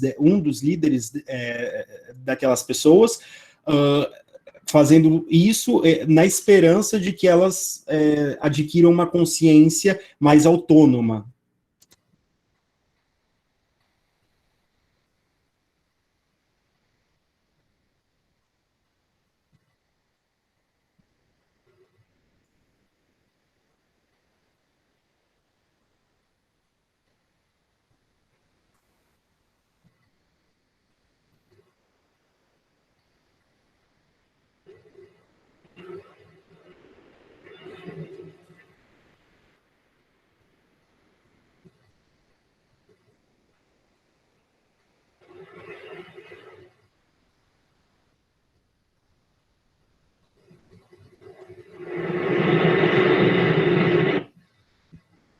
A onda veio e levou nós dois.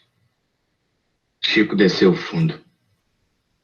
Desci e trouxe ele pela cabeça. Demorou muito, seu João. Quando vi a luz do sol, o homem já estava morto. E o seu Vicente sumiu dentro de uma nuvem. Fiquei desorientado. Remei forte pela primeira vez na vida. Agora só acredito no remo. O culpado foi Aruan que relevou o santo. Eu vi a miséria ontem de noite. Ele estava com 4 na memória de Barra Bicha, acabando tudo. E devia pagar a ele para não ficar enganando os outros, dizendo que é santo. Quem já viu santo de carne e osso? Chico foi pro mar pensando que estava protegido e acabou morrendo. É preciso mudar a vida de Aruan. Ele é homem igual aos outros, gosta de mulher e não domina o mar. Mas também é culpado. Feitiço é negócio de gente atrasada, mas é preciso acabar com isso. É preciso acabar com isso. Chegou a hora de você ir pro inferno!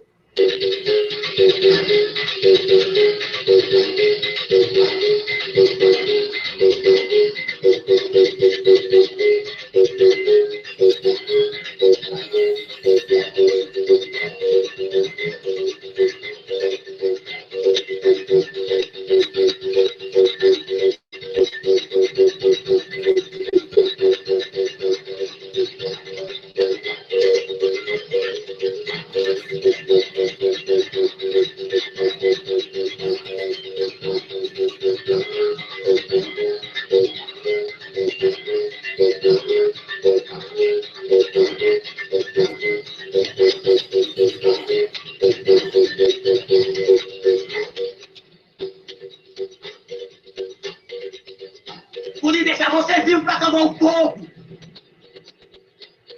É a rua que vocês devem seguir. O mestre não. O mestre é o escravo.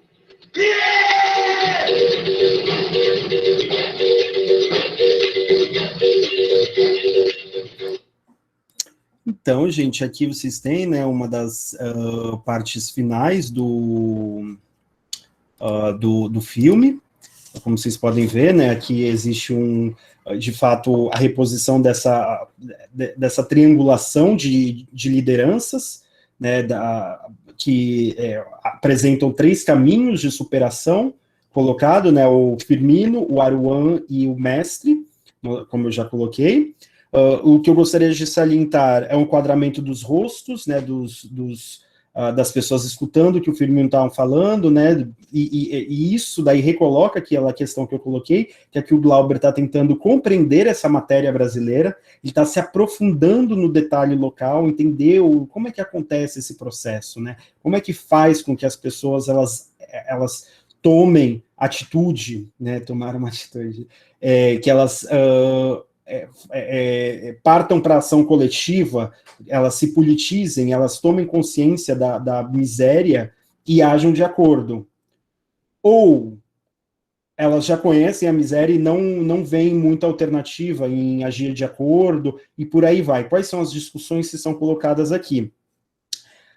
Outras questões, enquanto ele faz o discurso, então as câmeras vão intercalando, a câmera vai intercalando, a montagem do filme vai intercalando um close-up nos pescadores, né, escutando aquilo e meio se mostrando meio impassíveis, mesmo assim. Então, o Firmino, a partir daquele momento, ele desistiu, ele percebeu que nada deu certo, e a partir de então tem uma luta ali com o Aruan, ele decide deixá-los vivos, e meio que desiste e fala, vocês têm que seguir o Aruan, porque o Aruan é que está num caminho melhor do que o do chefe, o mestre. O mestre vai levar vocês aí para a derrota, e vocês vão continuar nessa mesma mentalidade de escravo, e sendo tratados de acordo. E depois dessa cena ele desaparece, ele sai. Um último mesmo detalhe que eu gostaria de salientar é a utilização de vários elementos de representação do povo brasileiro, né? Do popular propriamente dito, né, onde nós conseguimos ter acesso a esses modos de vida mais tradicionais, e que hoje em dia fazem parte do patrimônio cultural brasileiro de uma maneira comum, dessa imagem do que se reconhece como popular, como Brasil, né, e que áreas de atuação e de propriedade não só naquela acepção do povo de baixo, das camadas mais pobres da população. O samba, a capoeira, todas essas questões, mesmo o candomblé, não necessariamente eles estão circunscritos às camadas mais baixas. Hoje em dia já fazem parte do que seria o Brasil. O samba principalmente, né? Mas o samba passou por todo um processo de assimilação. Se vocês forem ver, nas cenas que tem roda de samba propriamente dita, vocês vão ver que o Glauber foi capaz de registrar uma coisa que é muito rara hoje em dia, que foi de onde veio o samba propriamente dito na Bahia, né, o samba da raiz baiana, que é o samba de roda, que é esse samba, não o samba da Rede Globo, da Globeleza, que você samba, parece que vai, sei lá, que alguma coisa ali tá entrando no corpo, mas o samba de roda, que é uma coisa muito mais simples, muito mais modesta, muito mais, digamos assim, sem tantos adereços, né? A capoeira, né, que entra não só como um elemento de decoração, como um elemento para fazer uma referência rápida e leve, ela entra como parte da montagem, no sentido de mostrar certo um componente na montagem do filme de elementos de ligação na montagem do filme, né? Que são vários momentos que a capoeira aparece, ela também aparece não da maneira mais acrobática, como nós estamos habituados, né? Ela aparece de uma maneira mais, digamos assim, mais rudimentar, e ela aparece no sentido de romper com certa pretensão naturalista ou realista do filme, porque é uma coisa, evidentemente, que nem nessa época as pessoas elas só brigavam usando golpes de capoeira. Então você tenta dissolver o que normalmente aparece como uma coisa extra da vida. Por exemplo, eu vou até a capoeira hoje, eu faço capoeira na minha academia de ginástica, terça e quinta-feira, das 18 às 19h30. Ali, o elemento da capoeira ele é inserido não dessa maneira, mas no sentido de como as pessoas elas aprendiam a brigar, né? De como elas aprendiam a brigar e se defender e jogar, né? Porque também tem essa origem, né? Tem essa origem de ser uma coisa indiscernível, né? Tinha outras feições antes, mas só de acentuar esse aspecto. Então, para concluir mesmo, eu diria que uma das questões que esse filme nos deixa é, de fato, essa mobilização da montagem cinematográfica, não como uma compensação à impotência, mas como trabalhar a matéria brasileira e nos devolver um problema, nos proporcionar uma discussão, uma reflexão, um inacabamento que faz com que nós nos coloquemos algumas questões. como essa do líder. Né? O que é o líder? O que é o agitador? Né? O que é a superstição? As relações arcaicas? A necessidade de superação da exploração? Como é que isso se dá? Como é que lidar com essa... como ele fala no começo lá do letreiro do filme, no prólogo, como é que você desfaz essa concepção atrasada, fatalista, essa mentalidade que nós somos escravos, nós somos tratados como escravos, e é assim que tem que ser. E não é uma questão de vontade, isso que eu acho que é mais importante do filme, que as pessoas elas ali estão acomodadas, não é isso. O policial que foi com o dono da rede buscar, ele estava com um rifle, ninguém ali na comunidade estava armado, e falou, ó, se alguém atravessar aqui, eu vou meter bala neles. Então, o buraco é muito embaixo. E eu acho que é por isso que o Glauber ele continua sendo relevante hoje em dia, porque ele colocou um problema para nós da própria matéria brasileira e que não é uma coisa que pode passar na tela quente, sabe? Nem está na lista dos filmes favoritos do Obama. Porque não é uma catarse pura, um filme de suspense, para fazer com que as pessoas elas tenham uma compensação simbólica para a droga de vida que elas vivem. Não, ele colocou um problema, ele colocou o Brasil como um problema. Ok? Então é mais ou menos por aí. Bom, gente, é isso por hoje. Eu estou disponível para vocês fazerem comentários, perguntas, ok? Deixa eu ver aqui. Sobre o link das aulas que estão sendo gravadas, de novo, está no Google Calendário.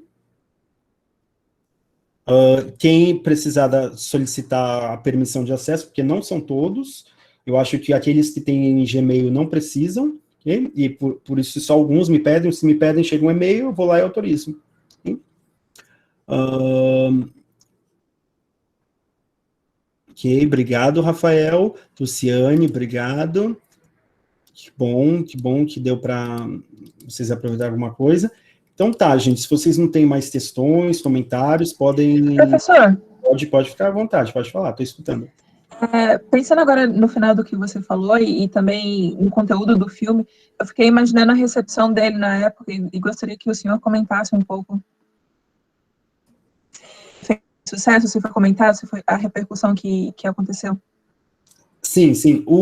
Eu diria que é uma coisa, assim, muito... É uma discussão muito complexa, porque eu diria que não só os filmes do Glauber Rocha, mas talvez todo o cinema novo tenha ficado como uma mensagem na garrafa. Por quê? Porque o alcance foi muito limitado, como toda produção independente, o alcance foi muito limitado, por mais que ele tenha sido consagrado pelos contemporâneos, né, quando o Glauber ele ia para os festivais, ele era um dos mais paparicados, né, principalmente a partir do Deus e o Diabo na Terra do Sol, que é o filme que nós vamos discutir na quarta-feira. Porém, o filme ele nunca foi um sucesso de bilheteria. O Glauber ele ficou com pecha, principalmente por causa dos filmes dele depois do Terra em Transe. Ele ficou com uma pecha de cineasta difícil, cult, ele virou um papo de acadêmicos, e essa que foi o grande problema, né? O grande problema. O crítico cultural Robert Schwartz, ele tem uma discussão muito interessante num texto que se chama Cultura Política, 1964 a 1969, 68, uma coisa assim, que é muito interessante, que ele fala sobre essa questão da hegemonia cultural de esquerda. Mesmo com o golpe militar, havia uma hegemonia cultural de esquerda no país. Porém, era uma hegemonia cultural dentro de um segmento já muito específico, né? Que era de uma classe média que ia ao cinema, que via peças de teatro e tal. Então, sim, essa hegemonia se deu, principalmente naquele período, mas grandes repercussões assim na recepção da crítica sempre foi uma coisa, uma relação de... Os melhores críticos sempre conseguiam ver o que é a potência, a força, né, cinematográfica, estética, intelectual, artística dos filmes do Glauber Rocha. Política, principalmente política, porque por mais que ele fosse associado a uma série de movimentos populares, ele não fazia o baixo nível. Eu não sei se ficou claro isso. Mesmo ele tendo um pensamento político muito bem atinado, e pelo fato dele estar entre o misticismo e o comprometimento com a história e a política, ele formulava questões relevantes, problemas relevantes, porque às vezes você simplesmente fazer propaganda, eu não tenho nada contra a propaganda, só que para você fazer uma boa propaganda, você tem que saber do que você está falando, e ali parece que ele sabia do que ele estava falando, e é por isso que a gente fala dele até hoje, por isso que tem tantas, o que é escrito geralmente, há muitas coisas interessantes escritas sobre ele, mas assim, comercialmente, nunca foi um sucesso, de maneira alguma. Infelizmente, essa é uma grande verdade. Porém, ele se colocou como um cineasta incontornável quando você pensa o cinema brasileiro, latino-americano e até em grandes partes do mundo. Só você vê, tem livros de franceses sobre só o Glauber Rocha, aí sobre o cinema novo, de maneira geral, tem muitos. Nos Estados Unidos, semana passada eu participei de um congresso, de uma associação de literatura comparada. É impressionante o número de mesas sobre o cinema latino-americano e, em particular, os cinemas dos anos 60 e 70 do Brasil.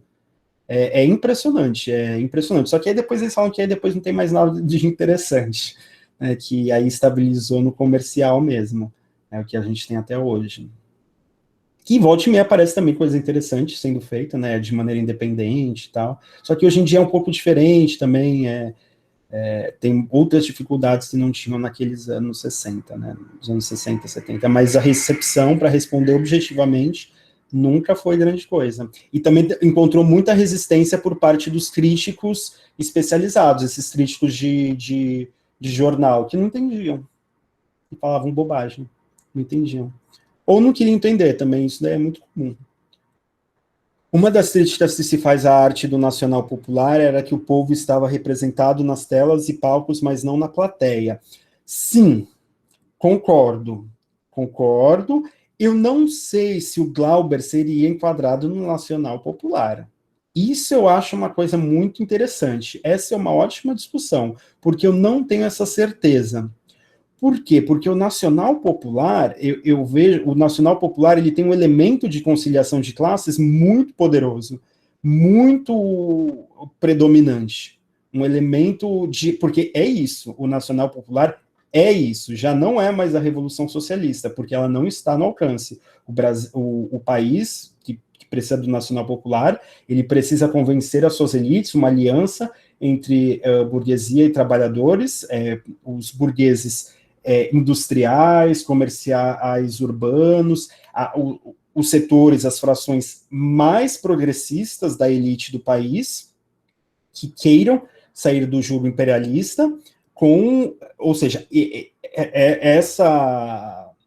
essa camada dirigindo um processo revolucionário para fazer o capitalismo avançar e acontecer alguma democratização nos termos do capitalismo. E isso é o Nacional Popular. E aí as consequências estéticas para isso são das mais variadas, desde as coisas muito interessantes até a mais pura bobagem. Até lixo ideológico mesmo, entulho. Então, ali eu não tenho certeza no Glauber, porque também tem a questão do apelo comercial popular, né, no Nacional Popular. E eu não vejo muito, principalmente, ainda mais nesse Glauber, mesmo no outro, então, quando começa os filmes a partir do Deus e o Diabo na Terra do Sol, aí não tem mesmo. Esse daqui ainda tem algum, digamos assim, é um filme mais fácil de ser visto, ele é menos, digamos assim, experimental nesse sentido. Então, eu não vejo esse popular, eu vejo nos temas. Nos temas, sim. mas no arranjo formal do Glauber, eu não vejo esse dado do Nacional Popular. Eu preciso ser convencido disso, que eu não consigo ver esse dado. Para mim, é uma arte revolucionária. Assim, no sentido de estar na fronteira, de vanguarda. O Nacional Popular não necessariamente é vanguarda. Okay? Por conta disso. Não necessariamente. Não é experimentalismo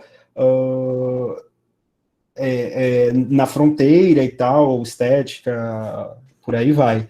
Então, eu não tenho essa certeza. Eu acho que é uma ótima questão, que alguém precisava verificar diretamente, porque isso é uma impressão que eu tenho, do que eu entendo para o Nacional Popular e do que eu imagino, eu penso que sejam os filmes do Glauber Rocha.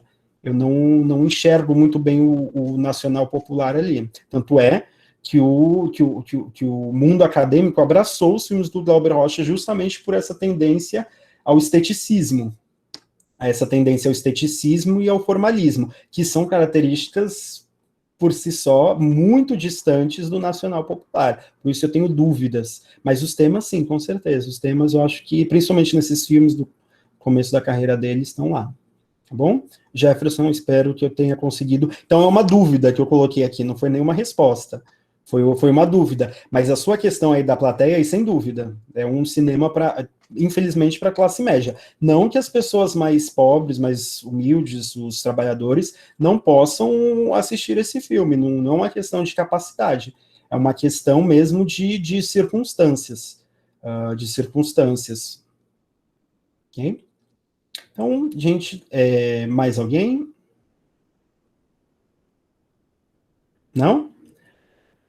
Então, pessoal, é isso. Foi uma grande satisfação estar com vocês aqui hoje. Eu agradeço muito pela atenção, pelas perguntas, pelas questões, pela ajuda, né? Quando a tela travou ali, tá bom? Então, tudo bem. Então, até quarta-feira, por favor, assistam o filme Deus e o Diabo na Terra do Sol, do Glauber Rocha, porque é o filme que nós vamos discutir na quarta-feira. Tudo bem? Mais ou menos no mesmo esquema. E se vocês puderem, por favor, tragam questões, alguma parte do filme que vocês gostariam de discutir, de perguntar alguma coisa, de comentar, né? Também não precisa perguntar. Podem comentar, colocar alguma questão que vocês tenham, tudo bem? Eu acho que isso ajudaria muito, inclusive. Tá bom? Então é isso. Obrigado, fiquem bem e até quarta-feira. Tá bom?